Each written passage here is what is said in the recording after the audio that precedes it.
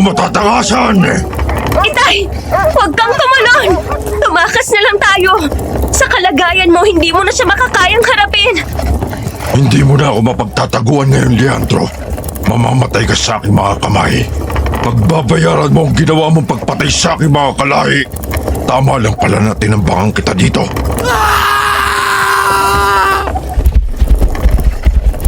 Inay! Patakbuhin niyo ng mabilis itong kariton. Hatawin niyo ng gusto ang kabayo para makalayo kayo dito at makaligtas kayo. Bakit, Armina? Anong plano mo? Hindi kakayanin ni Itay ang lumaban ng mag-isa. Sugatan siya kaya tutulungan ko siya. Pero sinabi ng Itay mo na umalis na tayo, Armina. Huwag kang tumalon. Bumalik ka dito. Armina! Dala ko ang binditadong itak, Inay. Dalian niyo. Umalis na kayo dito. Tumawag kayo ng saklolo. Kampon ka ng Diablo. Layuan mo ang Itay ko. Huli ka na magandang binibini. Wala nang buhay ang mahal mong ama. Tinapos ko na ang kanyang paghihirap. Hayop ka. Walang hiya ka. Papatayin din kita. Ikaw ang mamamatay sa aking mga kamay, magandang pinipini. Ang dugo mo ang siyang magbibigay kasiyahan sa akin ngayong gabi. Hindi ang kagaya mo ang pipigil sa akin. Walang silbi ang itak kung hindi mo nahawak. Akin yan! Aray ko! Bitiwan mo ako! Ibalik mo ang itak ko! Walang hiya ka! Halimaw! Halika dito. Hindi ka na makakatakas sa akin. Isusunod kita sa iyong ama. Hindi ko basta ibibigay sa iyo ang buhay ko! Tikman mo ang matulis na kahoy na to! Aray ko ang mata ko! Tinusok mo ng kahoy ang mata ko! Walang hiya kang babae ka. Lulumpuin kita para hindi ka na makalakad. Bitiwan mo ako! Impakto ka! Ibaba mo ako! Anong pakiramdam ng binuhat tapos ay iniampas sa lupa? Masakit ba? Ngayong hindi ka na makakatayo, kakainin na kita. Lalabanan kita, impakto ka! Ah!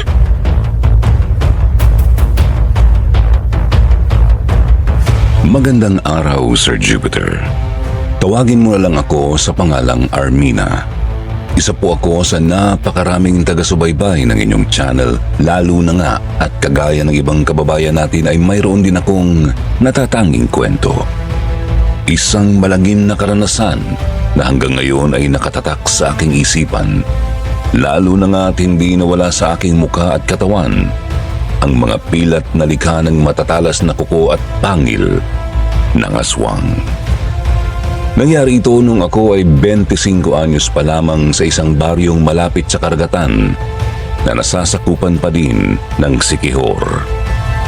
Gusto ko ring i-share sa lahat ang aking karanasan kaya sa tulong ng aking apo ay naisulat ko ito sa inyo. Maniniwala ka ba na kapag ang isang tao na nakagat ng aswang at hindi namatay ay magtataglay ng tapang, lakas at liksi ng isang aswang? Maniniwala ka ba na ang mutya ng pusit ay hindi lamang panghalina o pang-akit ng swerte kung hindi mabisa ring panlaban sa mga aswang?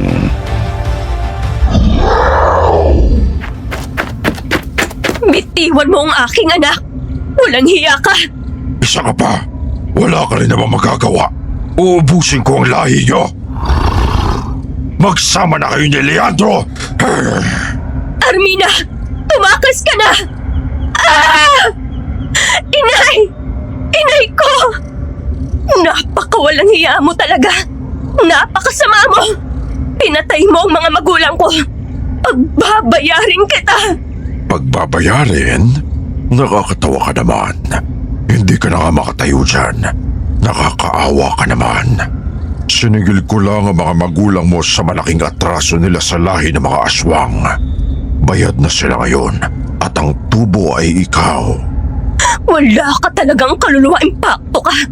Patayin mo na rin ako para matapos na paghihirap ko! Yun naman talaga ang gagawin ko. Tatapusin na kita. Tinusok mo ang mga mata ko kaya hindi kita mapapatawad. Doon ko narinig yung malakas sa pagsigaw, Lolo Felipe.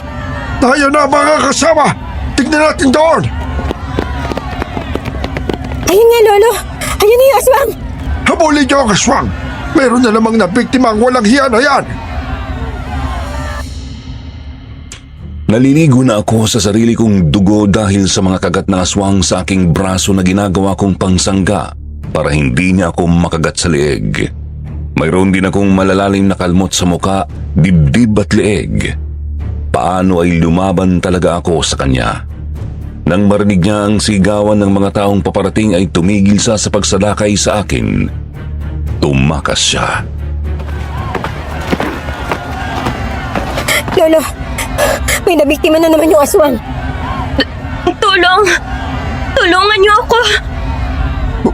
Buhay pa siya mga kasama! Buhay pa ang isang ito! Tulungan niyo ako buhatin siya! Tulong po! Tulong! Huwag ka mag-alala. Ligtas ka na. Tutulungan ka namin. Ang itay at inay ko po. Nasaan ang mga magulang ko? Patay ka! Leandro! Diyos ko! Sina Leandro at Minerva nga ito! Mga kasama! Buhatin niyo silang dalawa! Yun lang ang natatandaan ko. Tapos ay nawalan na ako ng malay.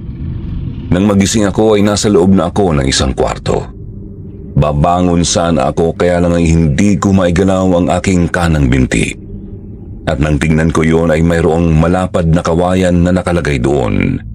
Nababalot iyon ng mga tela. Ramdam ko rin ang kirot ng aking buto sa bahaging iyon ng paa ko. Nang magpumilit akong maupo, naramdaman ko ang kirot ng mga sugat ko sa buong katawan.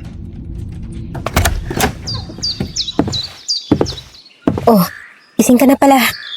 Huwag mo munang pwersahin ng paa mo, ha? Nilagyan ka na ni Lolo Felipe ng suporta kasi napilayan ka. Yung mga sugat mo, malalalim din. Mabuti nga tumigil na yung pagdurugo eh. Nasaan ako? Sino ka? Ako si Lea. Nandito ka sa bahay namin. Tatlong gabi na yung nakakaraan mula nang iligtas ka namin eh. Nabiktima ka ng gumagalang aswang. Hindi ka taga rito kaya hindi pa namin alam kung sino yung mga kapamilya mo. Ano nga palang pangalan mo? Ako si Armina. Tama ka. Dayo lang kami dito. Galing kami sa kabilang bayan. Patungo sana kina Tia Lumen nang abutan kami ng aswang. Ang mga magulang ko, nasa na sila? Ay, pasensya ka na ha. Pero wala na sila eh. Patay na silang lahat nang dumating kami. Grabe yung lupit ng aswang na yun. Mabuti na lang at dumating kami kung hindi. Tiyak na napatay ka na rin niya. Kasi hindi ka na makakalaban eh. Hindi ka na makatayo. Natatandaan ko na. Binuhat ako't ibinalibag ng aswang na yun kaya ako napilayan. Tapos ay nagpambuno kami. Kaya marami akong naging sugat sa buong katawan gawa ng matatalim niyang paangil. Lumaban kasi ako sa kanya. Hindi ako pumayag na tuluyang bumuon sa leg ko ang paangil niya. Nakagat niya ako sa braso. Pero hindi niya nagawang sampangin ang lalamunan ko. Ganun na pala ako katagal na nakatulog. Leia, kung ganun, nasa ng labi ng aking mga magulang? Nilibing na sila ni na Lolo Felipe. Samahan mo ako sa aking mga magulang. Gusto ko silang makita. Pakiusap. Magpagaling ka na muna. Kapag kaya mo na makalakad, sasamahan kita doon sa libingan ng iyong mga magulang. Sa ngayon, kailangan mo muna magpalakas, ha? Nagpilit pa din akong tumayo, pero dahil sobrang sakit nga ng aking mga paa ay natumba ulit ako sa kama. Nilapitan na ako ni Lea at niyakap, kaya naman umiyak ako sa balikat niya. Inilabas ko ang lahat ng galit at sama ng loob ko sa nangyari. Kung naging malakas lang sana ako, sana ay naipagtanggol ko ang aking mga magulang. Sana ay kasama ko pa sila hanggang ngayon. Tumahan ka na, Armina. Huwag mong sisihin ang sarili mo.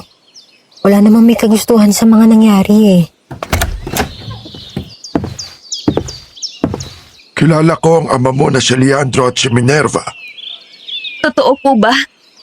Kilala niyo ang mga magulang ko? Oo. Nagkakilala kami noong panahong buhay pa si Apong Tasyo. Kami ng iyong ama ay tinuruan ni Apong Tasyo ng pakikipaglaban sa mga aswang noong mga bata pa kami. At ang ama mo ang pinakamalakas na mga panahong yon.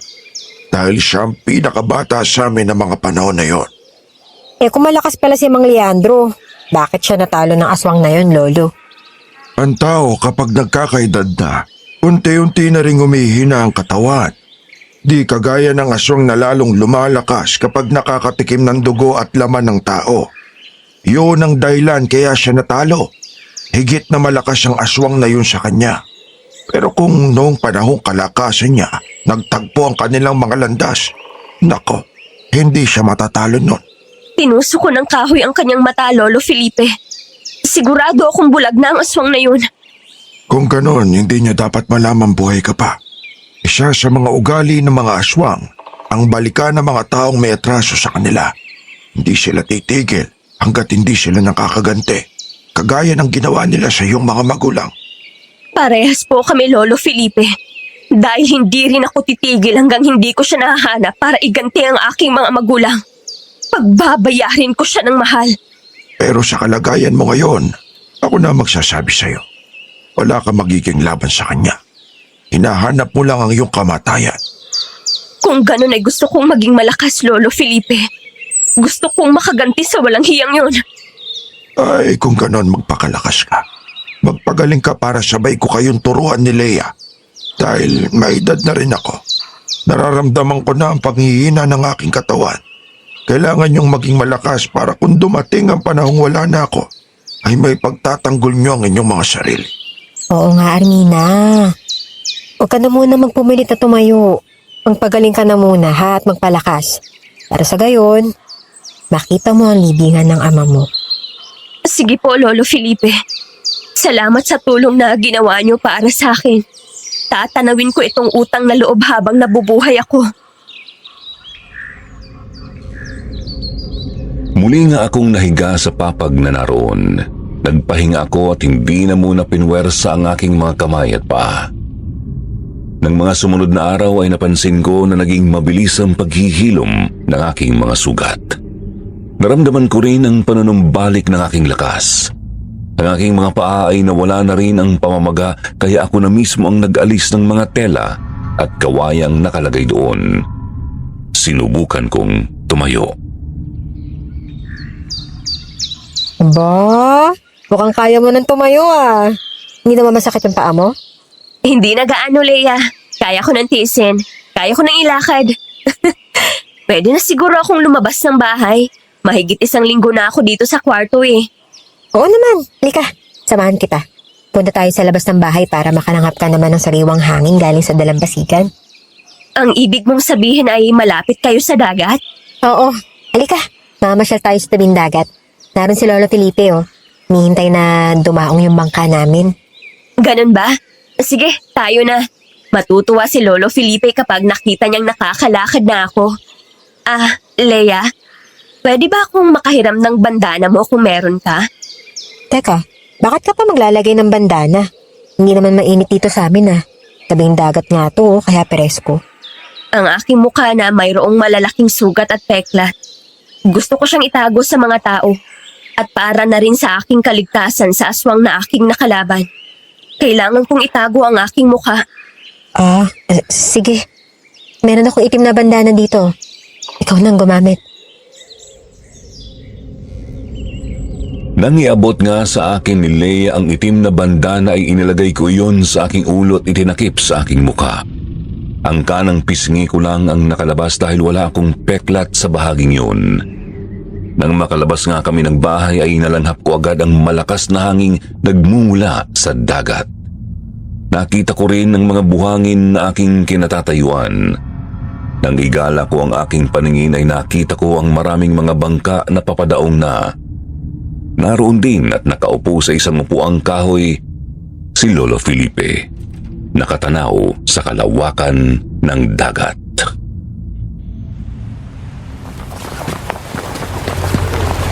Lolo Felipe, Armina, mabuti naman at nakaya mo nang tumayo.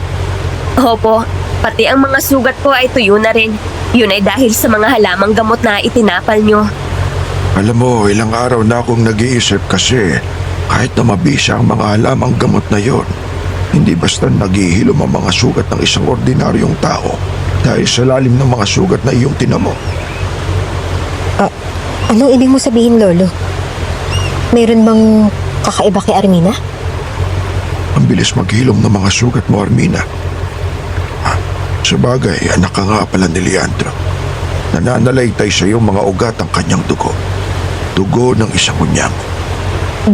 Dugo ng hunyango, Lolo Felipe? Oo.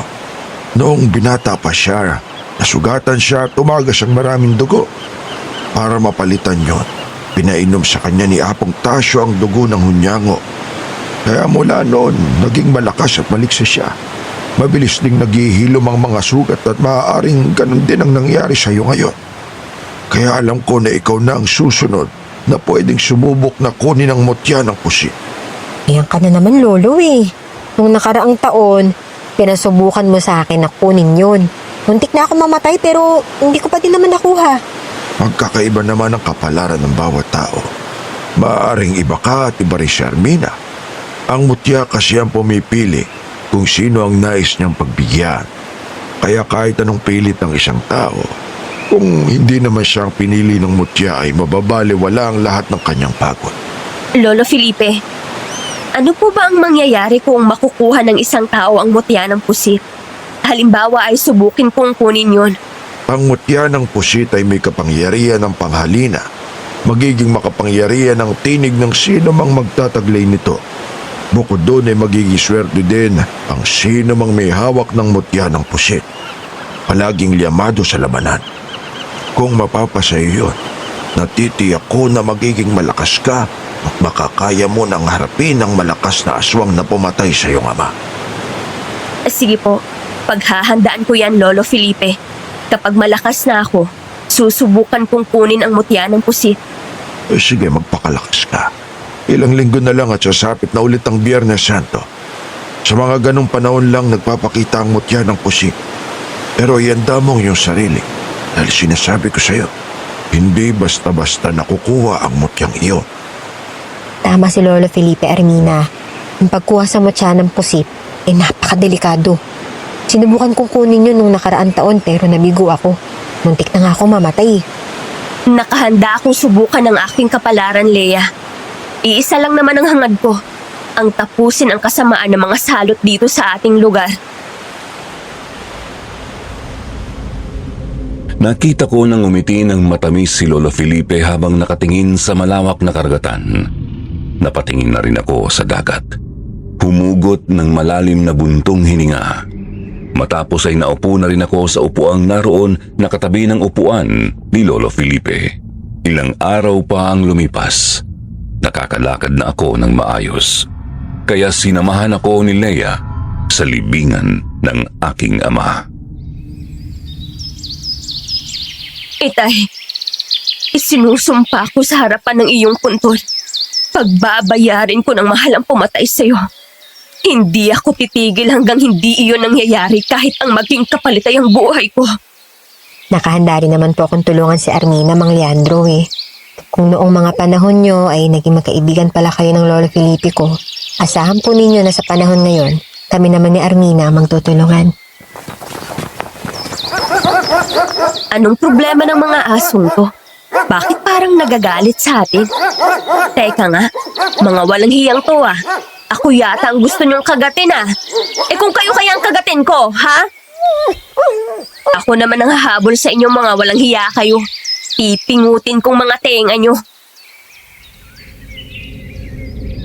Mabilis nga na kumaripas ng takbo ang mga aso pero mas mabilis ako sa kanila. Nagawa kong habulin ang dalawa sa mga yun. Kinurot ko sa tenga ang mga yun. Halos mapunit ang mga tenga ng mga yun bago ko binitiwan. Tuwang-tuwa ako.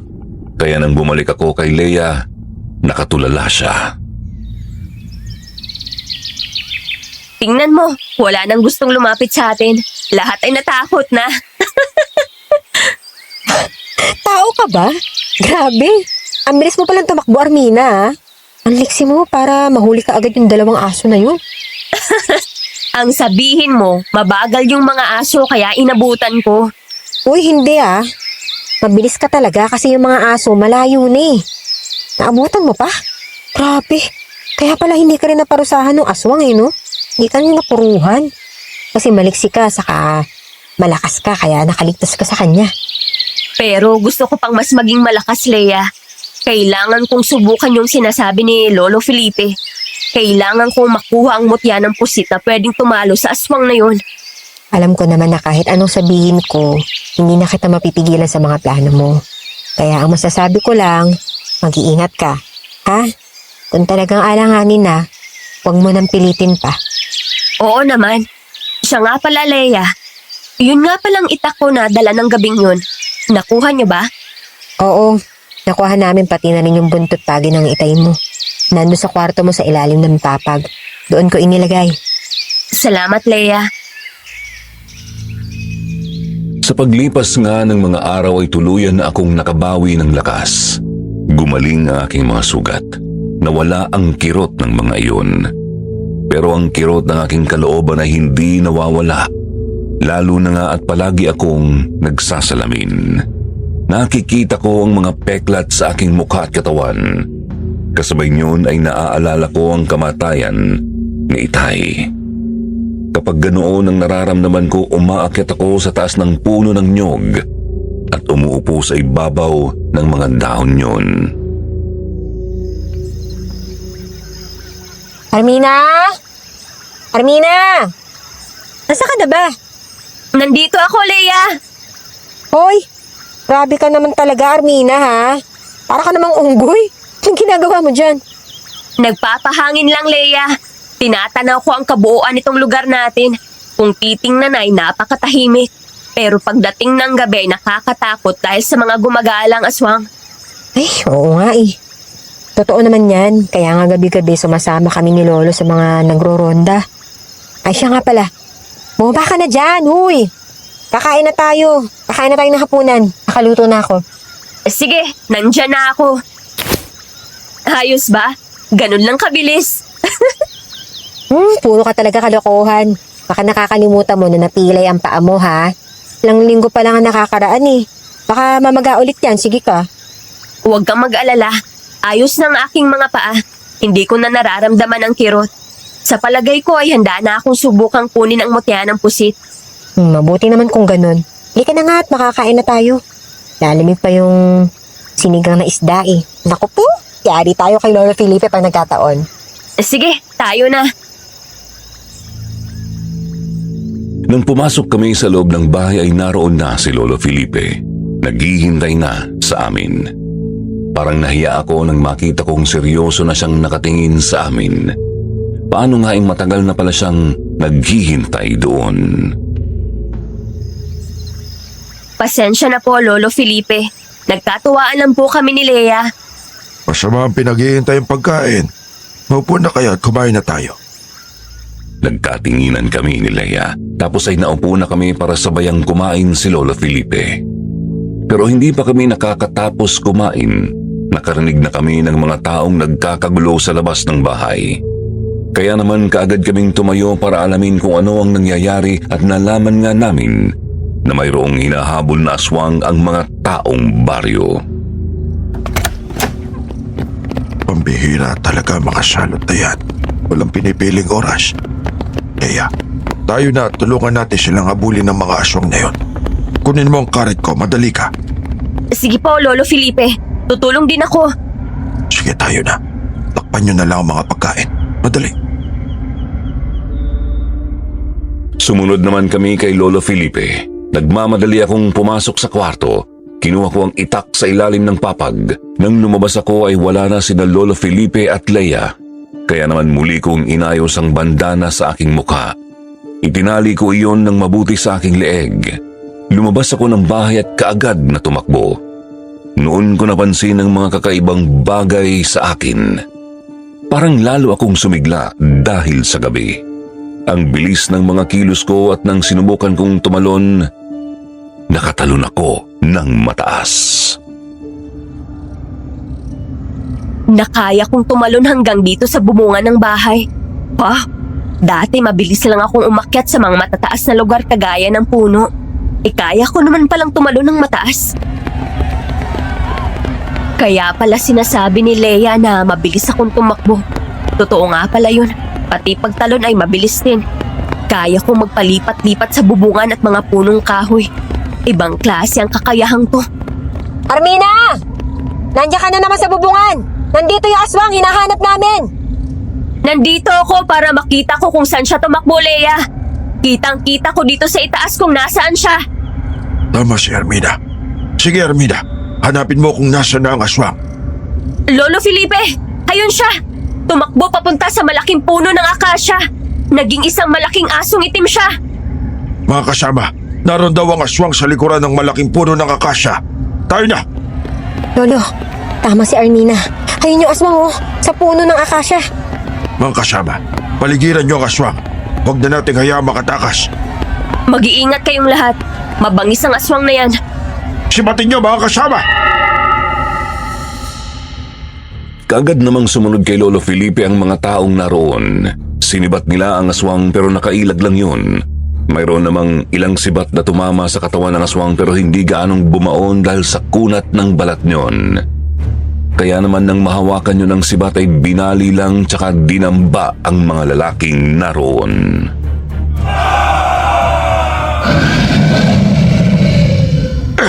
Halimaw ka! Bitiwan mo sila! Kumanda ka sa karit ko! Ah! Tayo na, Lolo. Sabay tayo salakayin siya. Sige, Leia. Tulungan natin si Lolo Felipe.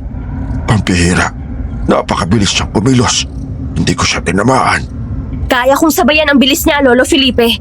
Ako na pong bahala sa kanya. Sige, Armina, tutulungan kita. Humanda ka sa akin ngayon, aswang ka. Tatadtarin kita ng bendetadong itak na to. Yeah! Pinagtulungan nga namin ni Leia ang nakalabanin ng aswang. Mabangis at malakas yun kaya nahirapan kami. Ilang malalakas na taga ang ginawa ko sa kanya. Tinamaan sa kamay. Naputol yun kaya hindi na siya gaanong makalaban sa pagkawala ng kanang kamay. Tapusin niyo na siya. Huwag niyo na kayang makabawi pa. Tama si Lolo. Tapusin na natin siya, Armina. Sige, pero mag-iingat tayo. Malakas pa siya. Paligiran natin siya. Huwag na nating hayaang makatakas pa. Tama si Armina. Sabay-sabay natin tapusin ang aswang na to. Ngayon na mga kasama, tapusin na natin ang salot! Sabay-sabay nga naming sinalakay ang aswang. Nagliparan ng mga sibat at palaso. Nang makita ko na isang palaso ang tumama sa mata ng aswang ay mabilis akong lumapit sa kanya at tinaga ko siya sa lieg. Sinaksak naman siya ni Leia kaya duguan siyang bubagsak. Ilang sandali lang ay nalagutan na siya ng hininga. Hindi taga rito ang taong ito. Malamang dumayo lang siya dito para mambiktima. Ganun naman talaga ang mga salot, Lolo Felipe. Hindi sila nang bibiktima sa mga lugar na malapit sa kanila para maitago ang tunay nilang katauhan. Kagaya na lang ng aswang na pumatay kay Itay. Hindi yun taga sa amin, kaya mahihirapan pa rin akong hanapin siya. Maliban na lang kung siya mismo ang lalapit sa akin. Lolo, Armina, tingnan nyo. Nagiging abo na yung bangkay ng aswang. Yun ay dahil ang mga bindihadong itak at karit ang tumama sa kanyang katawan. Kaya magiging abot na talaga siya. Di kagaya ng ibang aswang na ordinaryong buhong sibat ang tumama. Nananatiling buo ang katawan hanggang sa masikatan ng araw bago tuluyang matunaw. Yun pala ang pagkakaiba nila, Lolo Felipe. Oo, Armina. Tayo na. Umuwi na tayo. Nang makauwi na kami ay hindi na ako kumain. Para kasi may nakita akong pagbabago sa aking katawan lalo na nang tuluyan ng sumikat ang bilog na buwan. Humaba at tumulis ang aking mga kuko. Pero nang magulat ako at bigla kong natakot ay bumalik iyon sa normal. Hindi ko alam kung bakit ganoon kaya naupo na lang ako sa likod bahay ni na Lolo Felipe habang pinagmamasdan ang bilog na buwan. Armina, malalim na ang gabi. Bakit nandito ka pa rin? May problema ba? Wala po, Lolo Felipe. Nagpapahangin lang ako. Hindi kasi ako makatulog eh. Ikaw na bata ka. Kagaya ka din ng iyong ama. Kahit na mayroon ng gumugulo sa isipan, pilit pa rin tinatago. Tandaan mo, merong mga bagay na hindi mo alam pero alam naman ng iba. Meron namang hindi alam ng iba pero alam mo. Naiintindihan mo ba ang sinabi ko? Opo, Lolo. Pwede akong magtanong sa iba ng bagay na hindi ko alam. Kasi baka alam nila ang kasagutan sa problema ko. Pero hindi ko alam. Tama ka dyan. Kaya kung merong gumugulo sa isipan mo, pwede akong pagtanungan, baka may alam ako solusyon. Lolo Felipe, kasi po mayroon akong napapansin na malaking pagbabago sa aking sarili. Para po kasing hindi na ako ordinaryong babae. Kasi ang bilis kong tumakbo, pero parang hindi naman ako napapagod. Ang taas din ng pagtalon ko. Dati kasi umaakyat pa ako sa mga puno ng niyog bago ako makarating sa itaas. Pero ngayon tinatalon ko na lang yun. Pati bubungan ng bahay, kaya ko nang magpalipat-lipat gamit ang aking mga paa at mataas na pagtalon. Yun ba ang gumugulo sa isipan mo? Alam mo, napansin ko na rin yan. Ayoko lang pangunahan ka. Gusto ko ikaw mismo ang magtanong sa akin ng mga bagay na yan.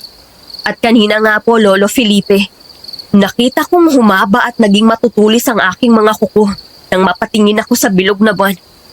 Pero nang makaramdam ako ng pagkagulat at natakot ako, ay biglang umatras ulit ang aking mga kuko. Ngayon ay malinaw na lahat sa akin. Tama nga ang naisip ko nung una pa lang kitang makitang bumangon, kahit na marami ka pang sugat. Napakabilis rin ang pagpapagaling ng iyong mga sugat. Inakala ko noon na idugo ng iyong ama. Iisa lang ang dahilan ng lahat ng nangyayari sa iyo, Armina. Nananalaytay na sa iyong ugat ang kamandag ng isang aswang. Ano po? Ang kamandag ng aswang? Nasa aking mga ugat na? Oo. Nang makagat ka ng aswang ay kasabay na pumasok sa iyong mga sugat ang kamandag niya. Umalo sa iyong dugo at gumapang sa iyong mga ugat. Yun ang dahilan kaya mabilis kang gumaling. Nagamot natin ang iyong mga sugat pero hindi naalis sa iyong katawan ang kamandag ng aswang. Kung ganun, Lolo Felipe, magiging aswang po ba ako? Kasunod na ba ng mga pagbabagong ito ay magiging kagaya na ako nila? Ayoko maging aswang, Lolo Felipe. Kinasusuklaman ko ang lahi nila. Kung ganoon ay kailangan mo talaga makuha ang mutya ng pusit. Dahil yun ang makapagbibigay ng balanse sa iyong katawan. Kapag nakuha mo yun, tataglayin mo ang kakaibang pangalina o yung tinatawag na kapangyarihan ng isip na siyang kokontrol sa pagiging aswang at pagkakaroon din ng swerte sa lahat ng panahon dulot ng mutya ng pusit. Sige po, Lolo Felipe. Sabihin niyo sa akin kung saan ko matatagpuan ang mutya ng pusit. At ngayong darating na Biyernes Santo ay susubukan ko ang aking kapalaran. Ihanda mo ang iyong sarili sa mga harapin mong pagsubok sa pagkuha ng mutya ng pusit. Magpahinga na tayo at bukas sa bukas din ay tuturo ko sa iyo kung saan mo maaaring makita ang misteryosong pusit na yon na nagpapakita tuwing Biyernes Santo lang.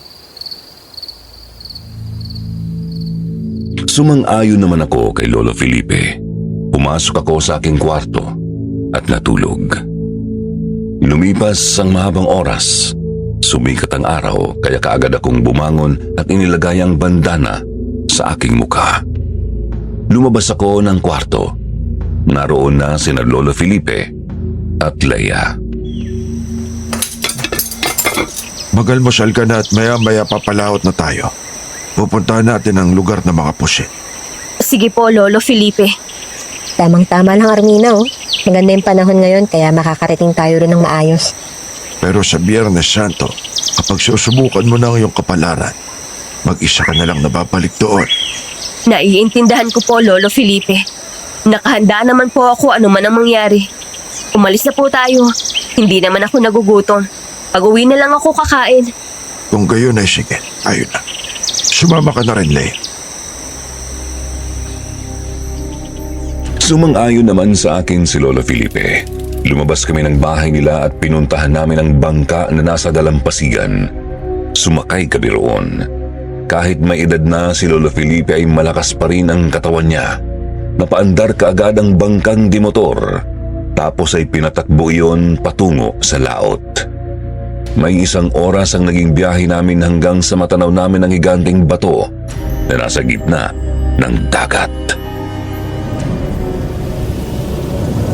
Ang higanting bato na yan nahugis ulo ng pugita ang palatandaan, Armina. Sa paligid nito palaging nagpapakita ang pusit na nagbibigay ng mutya. Anong klase po siyang pusit? Paano ko malalaman kung siya nang hinahanap ko? Mapanlin lang siya, Armina. Noong kabataan ko, sinubukan ko rin siyang hulihin para siyang kulay pulang diamante noon. Nakakasilaw ang kanyang kislap, kaya hindi ko agad nalapitan. Naglaho agad siya. Ibig sabihin po ay hindi rin tiyak kung ganyan din ang magiging itsura niya ngayon. Tama ka, Armina. Pero iisa lang ang matitiyak ko sa'yo. Palagi mong tatandaan, nakakaiba ang pusit na nagtataglay ng mutya. Kaya kailangan mong maging matalino. Kapag nakita mo siya, huwag ka nang mag-aaksaya ng panahon. Kailangan mo siyang hulihin at kunin sa kanyang tiyan ang mutya. Sige po, lahat ng mga sinabi niyo ay tatandaan ko. Isang bagay pa ang dapat mo pa palang malaman. Maraming mababangis na hayop pag nasa ilalim ng tubig sa mga panahong nagpapakita ang pusit na yon. Mag-iingat ka sa kanila. Pinagmasdan ko ang paligid ng lugar. Nakita ko naman ang tahimik na reaksyon ng dagat. Banayad ang alon ng mga oras na yon, kaya palagay ko makikisama sa akin ang dagat. Pero bumalik ako ng sumunod na pagkakataon. Biyernes Santo noon at mag-isa na lang ako. Malalaki na ang mga alon sa lugar na yon. Malakas ang hangin at ang malaking bato ay halos lumubog na sa tubig.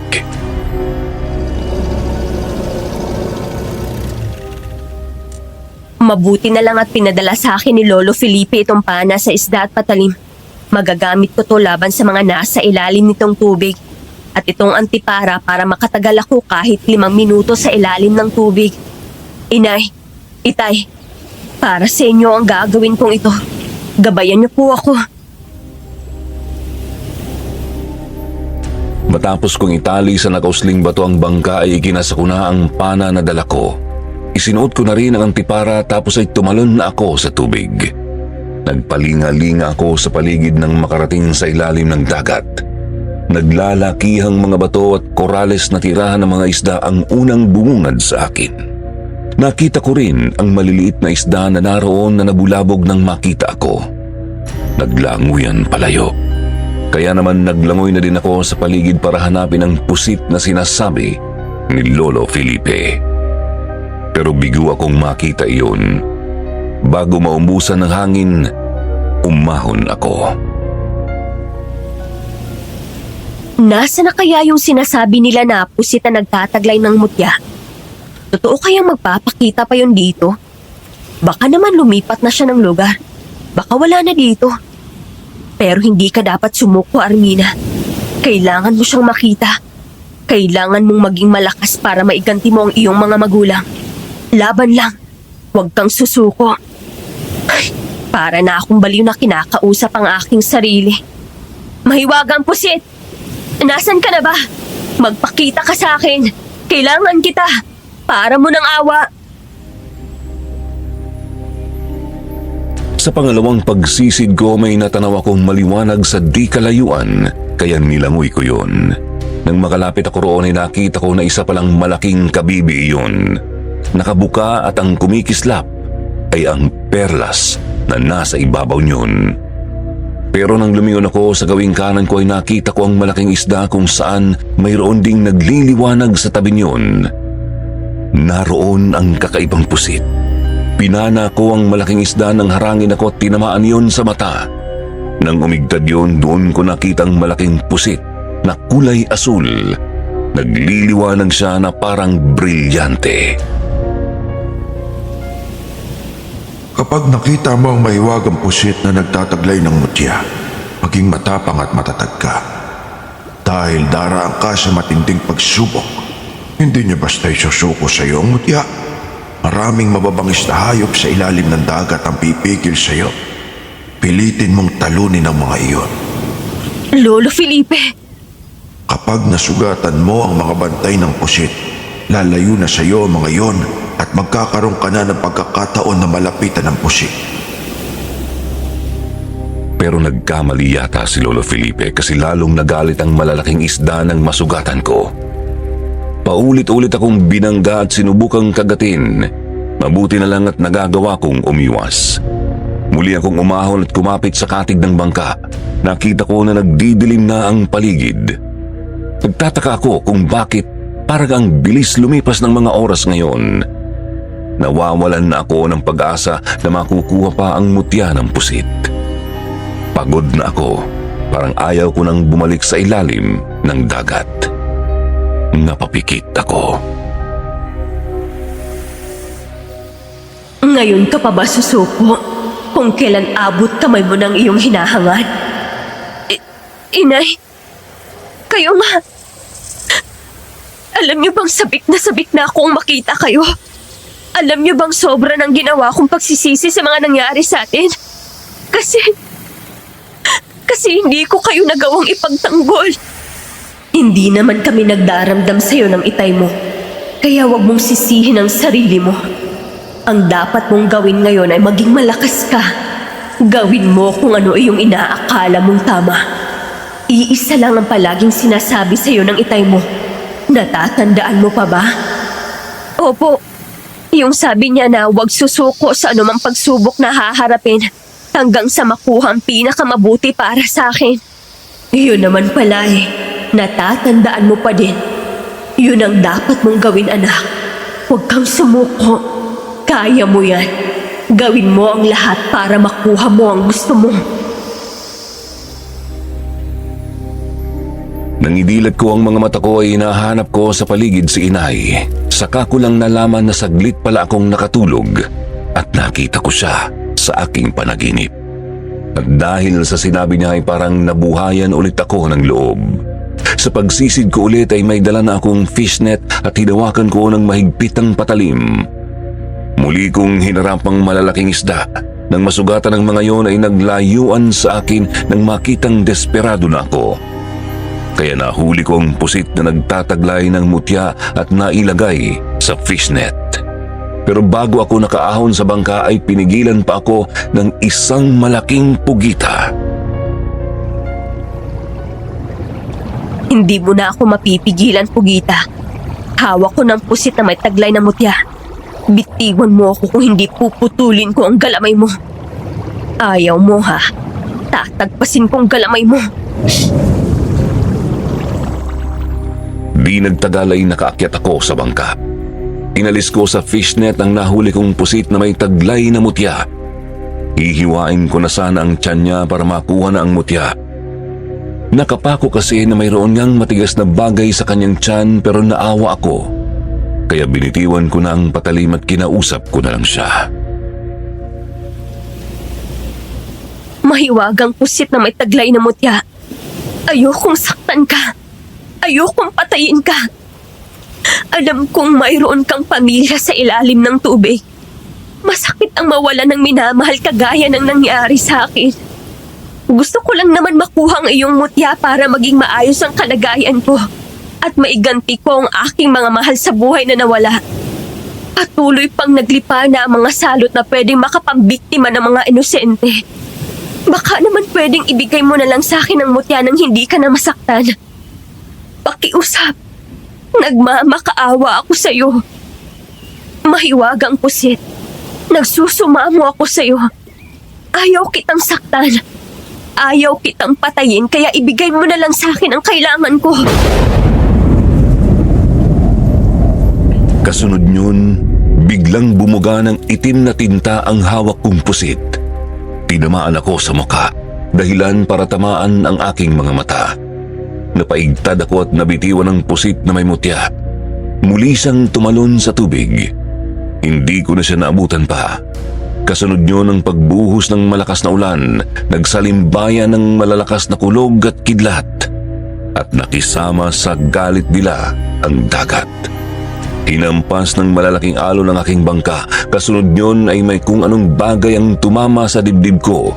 Kaya hindi ako nakahinga at nawalan ng malay. Lolo Felipe, Saan po ako naroon? Abay, nandito ka na sa dalampasigan. Isang mangingisda ang nakakita sa bangka ko na palutang-lutang at nakita na ikaw nga ang sakay. Kaya hinatak na dito sa dalampasigan nitong bangka. Kung ganun ay nawalan pala ako ng malay nang abutan ako ng masamang panahon sa gitna ng dagat. Oo nga eh. Magdamag kang hindi nakauwi. Sabado de Gloria na ngayon oh. Hindi ka na sa bahay para makapagpalit ka ng damit. Basang-basa ka oh. Sige, tayo na po, Lolo Felipe. Wala akong kibo habang naglalakad kami pabalik sa bahay ni Lolo Felipe. Ang totoo ay nahihiya rin ako sa kanila kasi nga hindi ko alam kung paano ako magpapaliwanag sa mga nangyari sa akin sa laot. Nang makarating kami sa bahay ay kaagad akong nagpunta sa banyo at naligo. Nagdala naman ng tuyong damit si Leia. Kaya nang makaligo ako at makapagpalit ng damit ay nagpunta ako sa lamesa para sabayan silang magalmusal.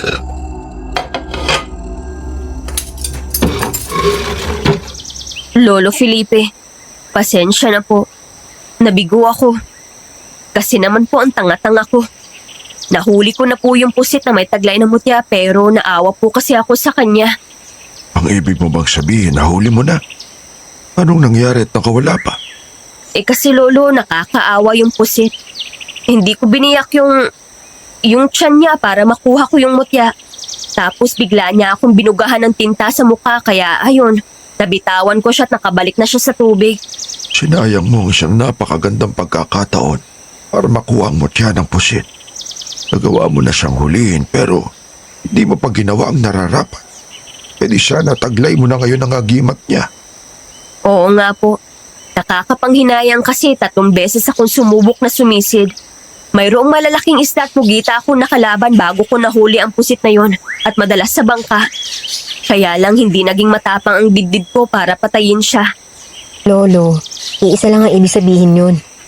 Hindi rin para kay Armina ang mutya ng pusit. Mabuti nga nakauwi pa din siya ng buhay eh. Hindi siya nalunod doon at kinain ng mga isda kasi may mga nasugatan siya. Ay, sa bagay na yan, wala na tayong magagawa. Nangyari na eh. Nakalampas na ang magandang pagkakataon. Ang kailangan nating gawin ngayon ay mag-isip ng ibang paraan kung paano malulunasan ang kalagayan mo. Sige na, mag-almusal na tayo. Oo nga Armina, pagkatapos natin mag-almusal ha, samahan mo ko. Saan tayo pupunta? Sa palengke, mamimili tayo ng mga kailangang gamit dito sa bahay. Kulang na tayo sa mga asin at iba pang sangkap. Alam mo naman ang panahon ngayon, hindi tayo dapat nawawalan ng asin at bawang dito sa bahay. Sige, sasamahan kita. Parang hindi naman ako napagod eh. Palibhasa ay nakatulog ako sa bangka nang hampasin ng malalakas na alon. Para akong nasa duyan kaya napahimbing ako. Sige at ako naman ay maghahanap ng alamang makabuhay at dahon ng suwa para samahan natin ng langis. Magagamit mo yung gagawing ko, Armina, sakaling lumala ang kalagayan mo. Ayaw kasi ng mga aswang sa amoy ng mga dahon na yon. Kaya mapipigilan yun ang pagiging aswang mo. Sige po, Lolo. Nang matapos nga kaming kumain ay naglagay na ulit ako ng bandana sa aking ulo at tanging ang kalahati ng mukha ko lang ang nakalabas. Lumabas kami ng bahay. Kasunod namin si Lolo Felipe. Nagbulat kami nang makita ang isang lalaki na nakatayo sa labas ng bahay at nakatingin sa amin. Halatang galit ang lalaki habang hawak ang sagwan ng bangka. Oh, Domeng, may kailangan ka ba? Meron. Gusto ko kayong patayin dahil pinatay niyo ang asawa ko. Lolo, parang may kakaiba kay Mang Doming. Boses babae siya eh. May ibang tao na kumokontrol kay Mang Doming. Hindi niya alam ang kanyang ginagawa. Tama ka, Armina. Isang taong may kakayahang kumontrol ng pag-iisip ang gumagamit kay Domeng. Isang klase ng mangkukulam. Tama na ang dakdak. Manda kayong 3. Papatayin ko kayo. Galit na sumugod si Mang Domeng. Malalakas na hataw ng hawak niyang sagwan ng kanyang ginawa. Puro ilag naman ang ginawa namin ni Lolo Felipe dahil alam namin na nasasaniba ng ibang tao si Mang Domeng. Nang makailag ako ay tinadyakan ko siya ng malakas. Tinamaan siya sa dibdib. Tumumba si Mang Domeng. Nabitiwan ang sagwan pero may dala pala siyang patalim. Mag-iingat ka, Armina, ha? Hindi alam ni Mang Doming ang kanyang ginagawa. Mang Doming, makinig ka sa akin. Hindi mo kami kaaway. Wala kaming atraso sa'yo. Katunayan ay palagi nga tayo magkakasama sa gabi sa pagroronda, hindi ba? Para maipagtanggol natin ang ating mga kababayan. Anong pinagsasasabi mo dyan, ha? Itigil mo yan! Hindi ako natutuwa sa mga sinasabi mo. Kayo ang pumatay sa asawa ko! Ikaw na gumagamit sa katawan ni Mang Doming. Kung napatay namin ang asawa mo, ibig sabihin masama ang iyong asawa. Yun marahil ang aswang na nasukol namin kailan lang. Kung ako sa'yo ay magbago ka na. Walang mabuting maidudulot sa'yo mga ginagawa niyo. Kapag hindi ka tumigil, darating ang araw na mapapahamak ka rin kagaya ng asawa mo. Mamamatay ka rin. Tigilan mo na yung mga walang kwentang sinasabi mo. Nabibingi ako! Tumigil ka! Palayain mo ang taong inosente. Napahamak ang asawa mo dahil sa kagagawan din niya. Kung hindi siya ng biktima, hindi siya hahabulin ng mga tao at hindi siya mapapatay. Kaya ikaw, magbago ka na. Huwag mo nang hintayin na mapares ka sa nangyari sa asawa mo. Bitiwan mo ng patalim, Mang Doming. Hindi kami kaaway mo. Huwag kang pumayag na ibang tao ang magpatakbo sa isipan mo. Ayokong saktan ka kaya labanan mo ang sarili mo. Hindi pa itong huli nating pagkikita. Hindi ako titigil hanggang hindi ako nakakaganti sa inyo. Patuloy lang akong nagsalita kay Mang Doming hanggang sa makita ko na binitiwan ni Mang Doming ang hawak na patalim. Sumigaw siya ng malakas at kasunod nyo ay nawalan siya ng malay. Nilapitan siya ni Lolo Felipe. Ako naman ay tumingin sa paligid. Nararamdaman ko kasi na malapit lang doon ang taong naghipnotismo kay Mang Doming. Pero hindi nagtagal ay hindi ko na siya naramdaman. Oh, bakit, Armina? Wala na dito ang mangkukulam na ng hipnotismo kay Mang Doming. Umalis na siya. Ganun lang yung sinabi mo tapos bigla nagbago na yung isipan ni Mang Doming? Nung gumagamit sa katawan niya, natalo mo ng ganun lang kadali. Ibang klase ka talaga, Armina, ha? Tingnan mo, nang matauhan si Mang Doming, walang alam sa nangyari. Wala talaga siyang maaalala, Leia. Dahil yung mga ginawa niya ay kagustuhan ng mangkukulam na gumamit sa kanya. Sayang nga lang at hindi natin alam kung paano manghuli ng mangkukulam. Armina, hindi mo ba talaga nakuha ang mutya ng pusit? Hindi nga po, Lolo Felipe. Nakatalon nga po siya sa tubig gaya ng sinabi ko. Bakit po ba? Ay, parang ang boses mo'y may kapangyarihan. Ang ibang mga albularyo ay kung ano-ano pang pamamaraan ang ginagamit para matalo lang ang mangkukulam at palayain ang biktima nila. Pero ikaw, boses mo lang. Nagawa mo siyang matalo. Oo nga, Lolo Felipe. Kaya nga kanina habang kausap ko si Mang Doming, alerto ako kasi baka biglang manaksak. Baka nagkataon lang. Sige na. Lumakad na kayo at nang maaga kayo makabalik. Magkasama nga kami ni Leia nang magpunta sa talipapa. Habang namimili kami ay nakaramdam ako ng kakaiba. May malamig na hangin na humaplos sa aking balat. Pakiramdam ko ay mayroong mga matang nakatingin sa amin. Kaagad akong lumingon sa paligid. Para kasing mayroong lihim na nakatingin sa atin kanina pa. Kapag tinitingnan ko naman ay wala naman. Palengke to, Armina. Natural maraming tao.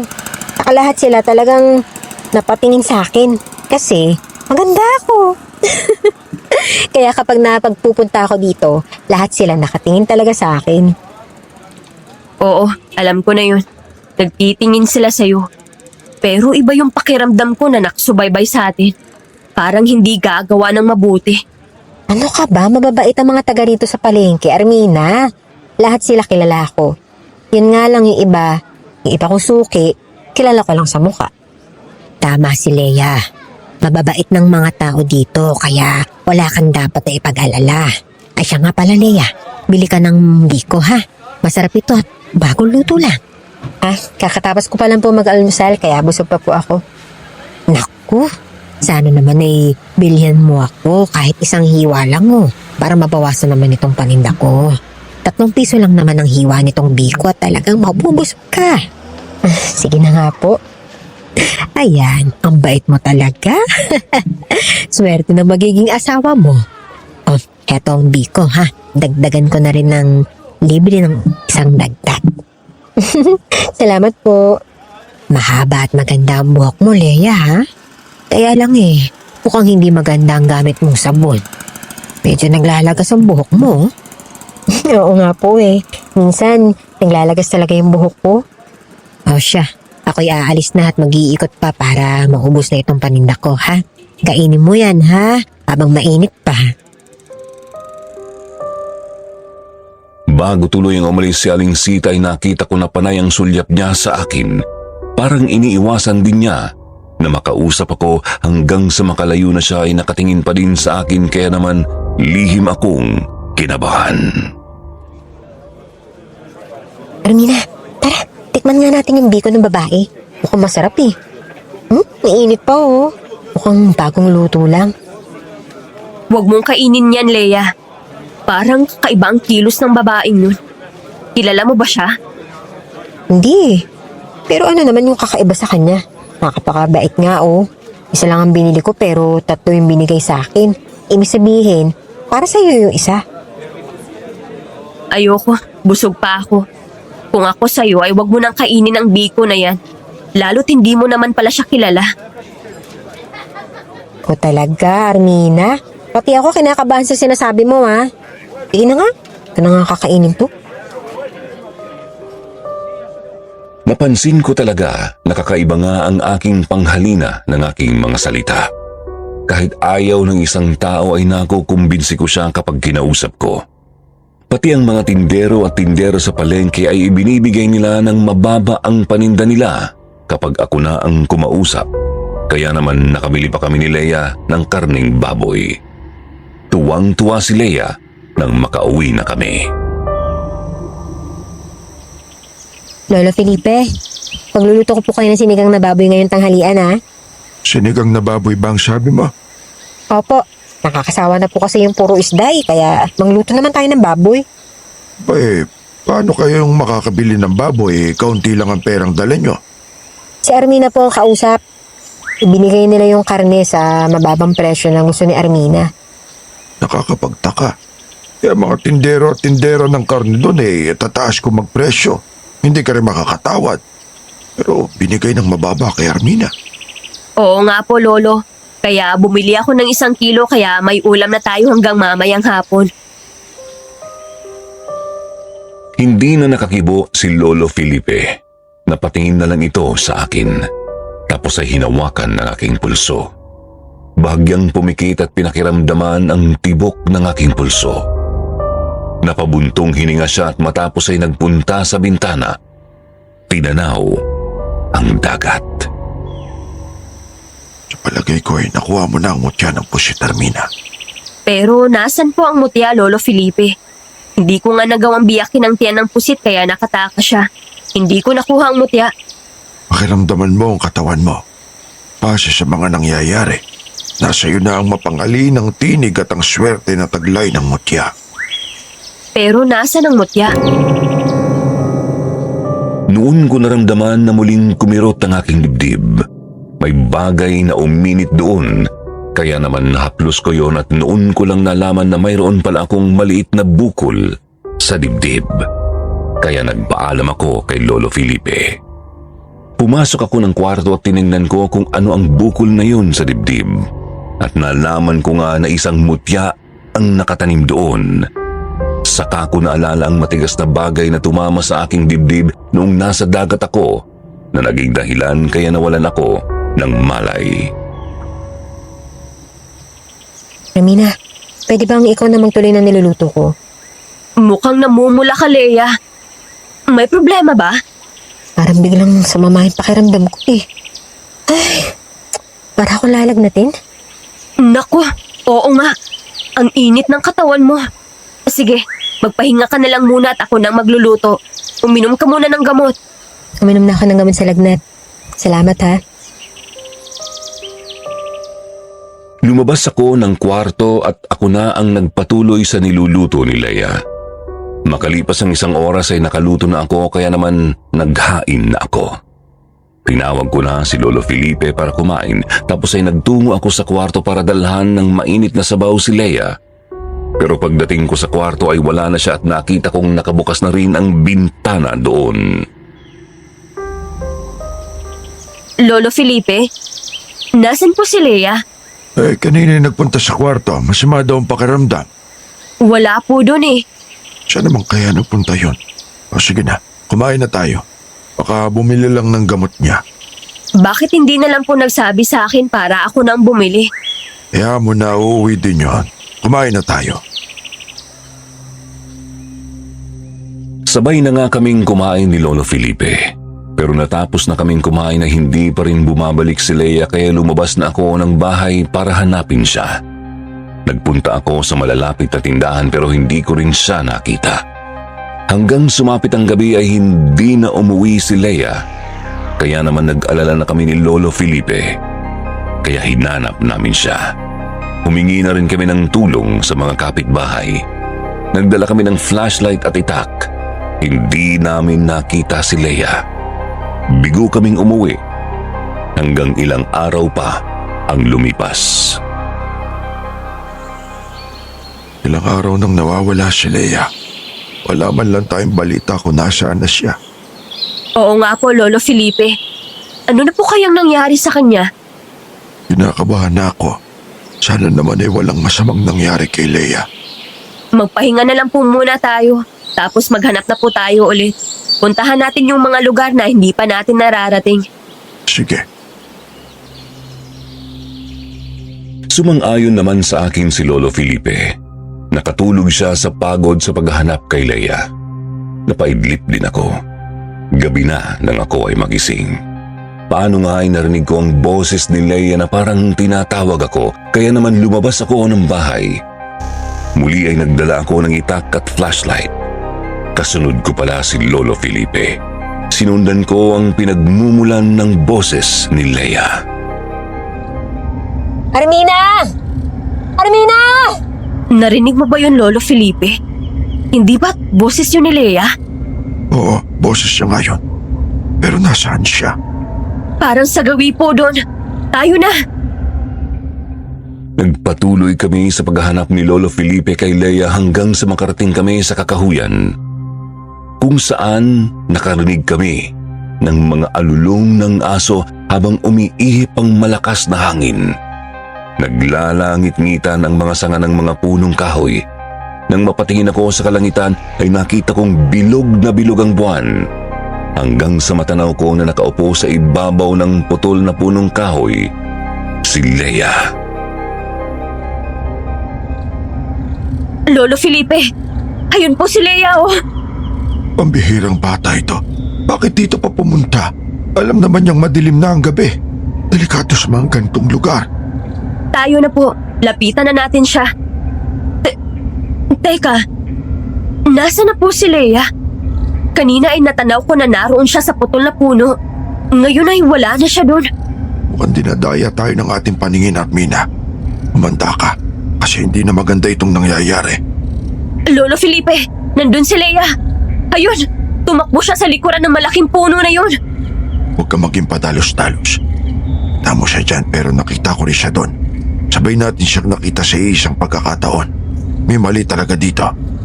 Tama ka. Matalino kang matanda ka. Kaya pala buhay ka pa rin hanggang ngayon. Hindi ka basta-basta mapapaniwala sa mga ganong paninilnan. Sino ka? Bakit ginagamit mo ang katawan ng apo ko? Kagaya na sinabi ko, hindi ako titigil hanggat hindi ako nakakaganti. Umanda kayo ngayon. Ikaw na namang mangkukulam ka. Humanda ka sa akin ngayon. Paparusahan kita sa ginagawa mong paggamit sa katawan ng kaibigan ko. Pinaghandaan ko na ang babaeng ito. Hindi tatalab sa akin ang kapangyarihan ng boses mo kung hindi ko naman madidinig. Kaya maglalagay na ako ng bulak sa tainga. Umanda kayo ngayon. Bago pa ako nakapagsalita ulit ay inatake na kami ni Leia gamit ang itak, kaya wala akong nagawa kung hindi ang labanan siya. Sinalag ko ng itak ang bawat pag-atake ni Leia. Si Lolo Felipe naman ay naupo sa isang tabi at nagsagawa ng orasyon para labanan ang mangkukulam na gumagamit sa katawan ni Leia. Leia, hindi mo na ba kami natatandaan ng Lolo Felipe mo? Nag-aalala na siya sa'yo. Hindi ka maririnig ni Leia. Tignan mo, may bulak ang kanyang mga tenga. Kaya kahit anong gawin mo, hindi siya susunod sa'yo. Tama kayo, Lolo Felipe. Wala akong magagawa kung hindi ang kalabanin at talunin siya. Gawin mo ang lahat, Armina. Tutulungan kita. Aagawin natin si Leia sa mangkukulam na gumagamit sa kanya. Sige po, Lolo Felipe. Gawin niyo ang lahat para makita ang mangkukulam. Nagpatuloy nga ang paglalaban namin ni Leia. Nagpalitan kami ng malalakas na pag-atake gamit ang mga hawak naming itak. Nagkasakitan na kami, pero dahil mas malakas ako sa kanya ay nagawa kong maagaw ang kanyang itak.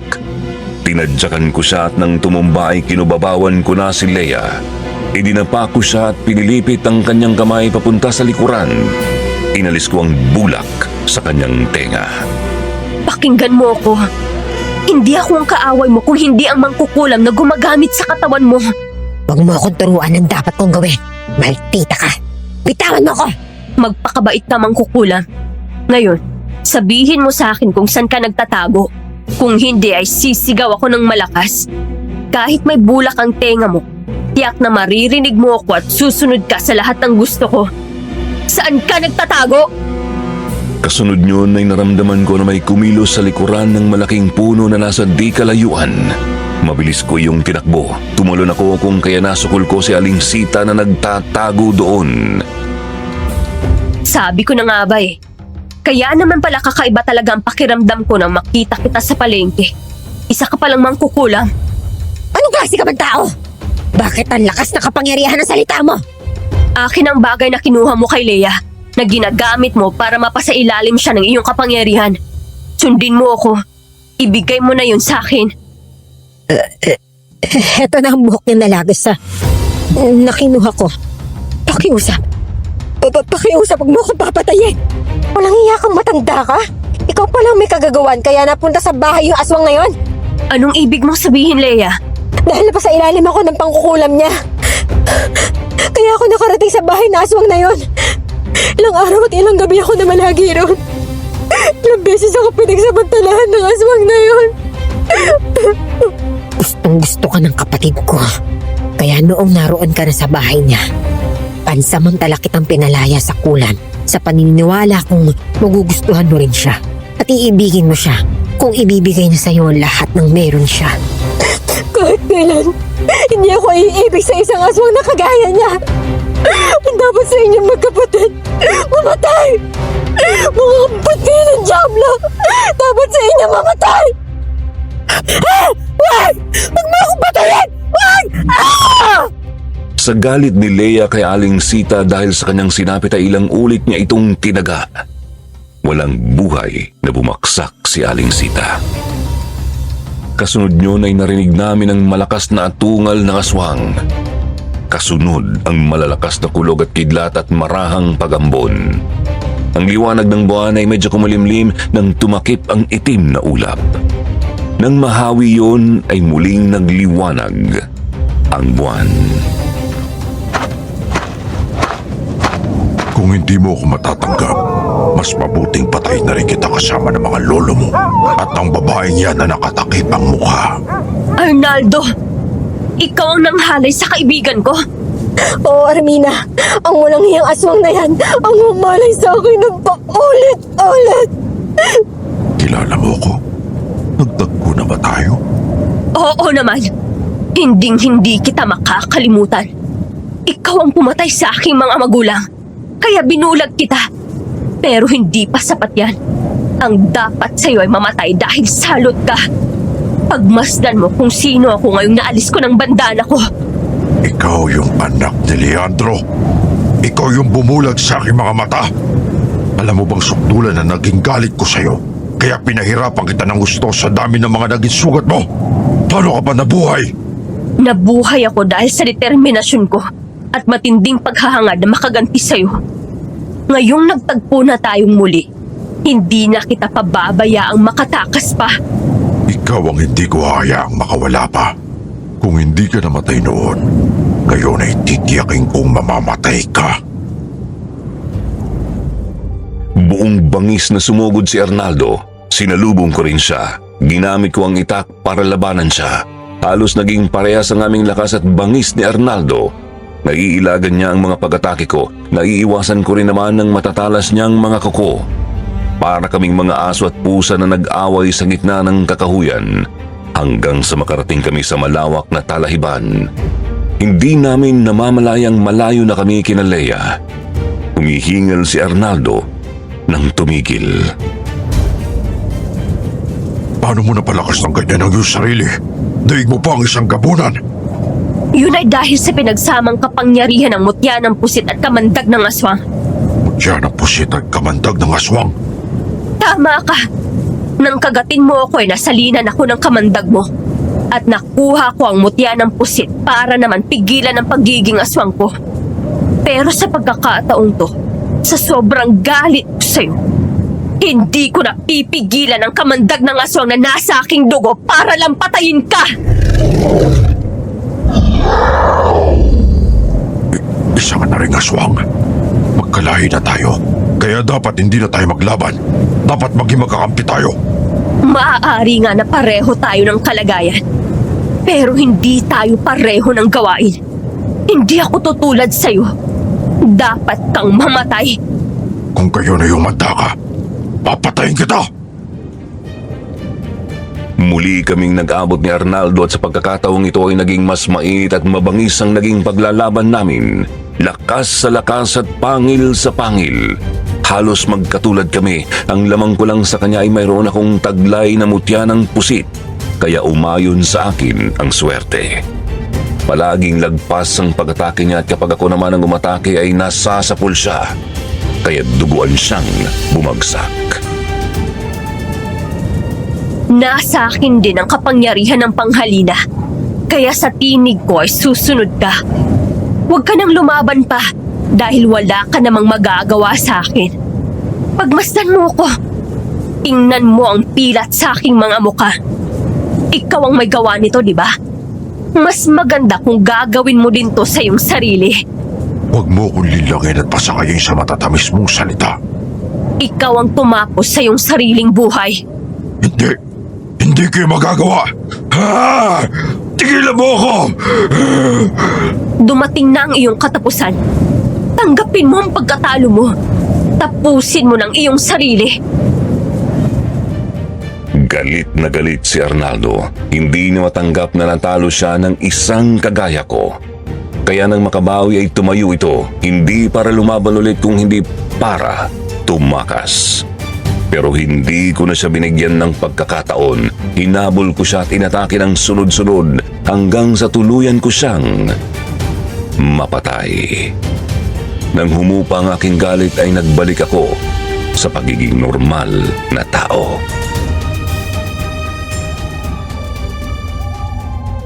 Armina, ayos ka lang ba? Oo, Leia.